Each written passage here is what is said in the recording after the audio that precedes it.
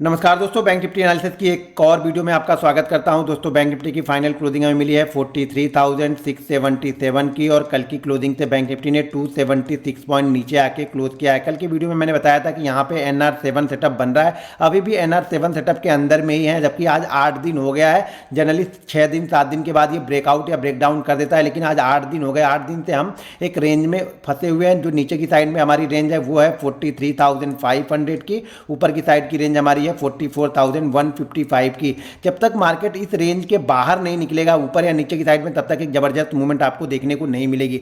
ध्यान रखिएगा, नीचे की साइड में सपोर्ट बहुत अच्छा है, तो हर 100 पॉइंट 125 पॉइंट के बाद नीचे की साइड में बैंक निफ्टी सपोर्ट लेता हुआ दिख सकता है। सपोर्ट का मतलब ये नहीं कि वहां पे हमें बाइंग करना है। सपोर्ट का मतलब ये होता है कि अगर आपके पास कोई पोजीशन है तो उस पोजीशन को वहां पे होल्ड कीजिए, देखिए कि उस जगह पे क्या सिचुएशन बनती है, वहां पे कोई कंडीशन बनती है तभी हम बाइंग करते हैं। ऊपर की साइड में स्ट्रांग रेजिस्टेंस जो हमारा है वो 44,100 से लेकर के 44,200 के बीच में एक स्ट्रांग रेजिस्टेंस है। तो जब तक इस रेंज को बैंक निफ्टी निकालेगा नहीं, तब तक वो मूवमेंट नहीं मिलेगी। ध्यान रखिएगा, अगर बैंक निफ्टी इस रेंज को ऊपर की साइड में ब्रेक करता है तो यहाँ पे आपको 800 से लेकर के 1000 पॉइंट की एक जबरदस्त मूवमेंट ऊपर की साइड में देखने को मिल सकती है, जो मेरे ख्याल से फ्राइडे या मंडे के सेशन में ही ब्रेकआउट यहाँ पे होना चाहिए। नीचे की साइड में अगर ब्रेकडाउन होता है तो फिर नीचे की साइड की जो लेवल होंगे वो ओपन हो जाएंगे। 42,800 के लेवल यहाँ पे ओपन हो जाएंगे अगर ये 43,500 के नीचे ट्रेड करना बैंक निफ्टी स्टार्ट करता है और डेली चार्ट पे इसके नीचे क्लोज करता है। तो अरे मंथली एक्सपायरी है, तो देखते हैं एक्सपायरी व्यू क्या हो सकता है और किस तरीके से कल हम ट्रेड कर सकते हैं। बहुत अच्छी जगह पे बैंक निफ्टी आके यहाँ पे क्लोज है, तो कल ये दोनों साइड के सेटअप यहाँ पे बन सकते हैं। तो जरा ध्यान से ट्रेड करेंगे, संभल के ट्रेड करेंगे,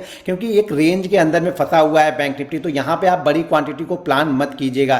चलिए 15 मिनट के चार्ट पे देखते हैं कि कल हम बैंक निफ्टी को किस तरीके से ट्रेड कर सकते हैं और क्या इंपॉर्टेंट लेवल होंगे।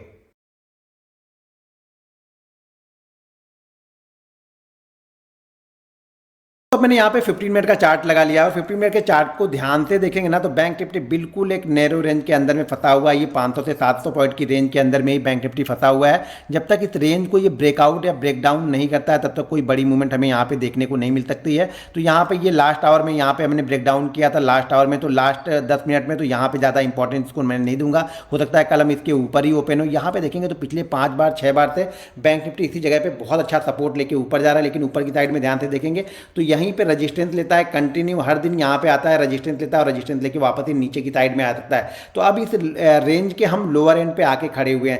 अब ध्यान रखिएगा, बैंक निफ्टी कल अगर 650 और 800 के बीच में कहीं पे ओपन होता है, ध्यान रखिएगा यहाँ पे 830 840 के पास हमने बहुत टाइम बिताने के बाद ये नीचे की साइड में हम आए हैं। तो 850 से लेकर के 800 से लेकर के 750 700 एरिया, कल अगर बैंक निफ्टी इस 150 पॉइंट की रेंज में ओपन हो जाए, 700 से 850 की रेंज में कहीं पर भी ओपन हो, और ओपन होने के बाद अगर ये 5-10 मिनट सस्टेन करता है और सस्टेन करने के बाद नीचे की साइड में मेरे ख्याल से अगर 43,655 के लेवल को अगर ये ब्रेक करता है, तो नीचे की साइड की एक छोटी सी मूवमेंट आपको देखने को मिलेगी, जो कि होगी 43,544 का पहला मूव होगा, सेकंड मूव होगा 43,444 का, और थर्ड मूव रहेगा 43,311 का। तो यहाँ पे आप नज़र बना के रखिएगा। अगर 15 मिनट की कैंडल इसी के अंदर में बन गई, इसके अंदर में बन गई और सेकंड कैंडल ब्रेक करती है, तो ये मूवमेंट बहुत तेज जाएगा। ध्यान रखिएगा, अगर पहले 5 मिनट की गणने के बाद आता है तो मूवमेंट थोड़ा सा स्लो हो सकता है, लेकिन 15 मिनट इस रेंज में रहने के बाद में अगर ये नीचे की साइड का ब्रेकडाउन करता है तो मूवमेंट काफ़ी तेज जा सकता है। और पहला टारगेट हम इसी लेवल के आसपास का पकड़ के रखेंगे, और सेकंड टारगेट जो ये वाला रेंज है ना 444 का, हम इसको देखेंगे। तो यहाँ पे आपकी नज़र होनी चाहिए पहले कि बैंक निफ्टी ओपन कहाँ पे होता है। इस जगह पे ओपन होगा तो एक अच्छा मूवमेंट देगा। ध्यान रखिएगा, अगर इसी जगह पे ओपन होने के बाद ये 855 का लेवल भी निकालता है, 43,000, ये ध्यान रखिएगा कि 15 मिनट वहां पे ट्रेड करने दीजिएगा, नहीं तो फिर ट्रैप होने के चांसेस ज्यादा रहेंगे।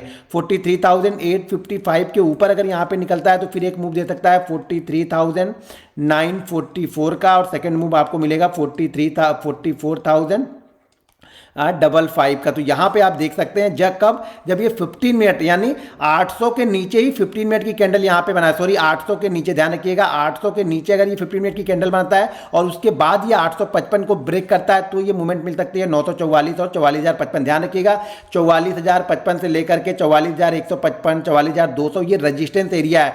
तो जब भी बैंक निफ्टी 44,055 44,060 के ऊपर ट्रेड करता हुआ दिखे और उसी फ्लो में जाता हुआ जा रहा हो, तो वहां पे ट्रेड मत कीजिएगा। अगर वहां पे कंसोलिडेट करने के बाद मान लीजिए ये 44,000 के बाद 1 घंटे कंसोलिडेट करता है, इस तरीके से 1 घंटे कंसोलिडेट करने के बाद जिस साइड में भी ब्रेकआउट या ब्रेकडाउन देगा फिर वहां से आपको ये 150 पॉइंट की मूवमेंट बैंक निफ्टी दे सकता है, लेकिन 1-1.5 घंटे का कंसोलिडेशन होना चाहिए तभी। अब मान लीजिए बैंक निफ्टी कल गैप अप ओपन हो जाता है। गैप अप ओपन कहां पे होता है, मान लीजिए गैप अप हम क्लोजिंग हमारी 650 की है, मान लीजिए 200-300 पॉइंट गैप अप ओपन हो जाता है तो ध्यान रखिएगा फिर ये नो ट्रेडिंग जोन में चला जाएगा, फिर यहां पे ये हमें ट्रैप करेगा। इस जगह पे अगर ये 900, 950, 850 के ऊपर गैप अप ओपन होता है फिर वहां पे रेंज बनाता है तो समझ जाइएगा किसी ना किसी तरफ हमें ट्रैप करेगा, तो यहां पे शांति से बैठने की जरूरत है। या फिर गैप अप ओपन होने के बाद ये 44,000 के आसपास आए, वहां पे आके इस तरह की रेंज बनाए, इस तरीके की रेंज बनाए और उस रेंज को ये ब्रेक डाउन करेगा तो वहां पे हम ट्रेड कर सकते हैं। मान लीजिए कोई बहुत बड़ा गैप डाउन हमें मिल जाए 500 और 400 के बीच में, तो यहां पे हम पहली कैंडल देखेंगे, अगर पहली कैंडल कोई हैमर कैंडल बनती है तो वहां पे हम बाइंग करेंगे। या फिर अगर 400-500 के बीच में कोई रेंज बना दे, इस तरह की रेंज बना दे, ये कम से कम आधे घंटे 1 घंटे रेंज बनाए, उस रेंज को जिस साइड में ब्रेकआउट या ब्रेक डाउन करेगा फिर उस साइड में आपको कम से कम 200 पॉइंट से ज्यादा की मूवमेंट बैंक निफ्टी देता हुआ दिखेगा, लेकिन ये रेंज बनेगी, उस रेंज के बाद ही हम इसको ट्रेड करेंगे। कल ध्यान रखिएगा ज्यादातर चांसेस ये है कि बैंक निफ्टी कल ट्रैप करेगा। अगर ये बैंक निफ्टी कल गैप अप ओपन हो गया तो पक्का है ये फिर ट्रैप करने का चांसेस यहां पे ज्यादा रहेंगे। अगर ये 200-250 पॉइंट गैप अप ओपन हुआ तो ट्रैप करेगा, अगर ये 300-350 पॉइंट गैप अप ओपन हो गया तो समझ जाइएगा कुछ यहां पे मूवमेंट हो सकती है, लेकिन कब, जब ये रेंज बनाएगा तब। बिना रेंज के हम इसे ट्रेड नहीं करेंगे क्योंकि कल हमारी मंथली एक्सपायरी है तो वॉलेटिलिटी थोड़ी सी ज्यादा रहेगी, तो जो भी ट्रेड कीजिएगा छोटी क्वांटिटी से कीजिए और यहां पे स्मॉल एसएल के साथ में कीजिए क्योंकि वॉलेटिलिटी कल रहने वाली है। मजा तब आएगा जब ये 600 और 800 के बीच में ओपन होकर नीचे की साइड में ब्रेक डाउन करेगा तो एक मोमेंटम बहुत अच्छा हमें नीचे की साइड में मिल सकता है। दोस्तों वीडियो पसंद आए तो वीडियो को लाइक और शेयर जरूर करते रहिएगा। मिलते हैं नेक्स्ट वीडियो में। जय हिंद।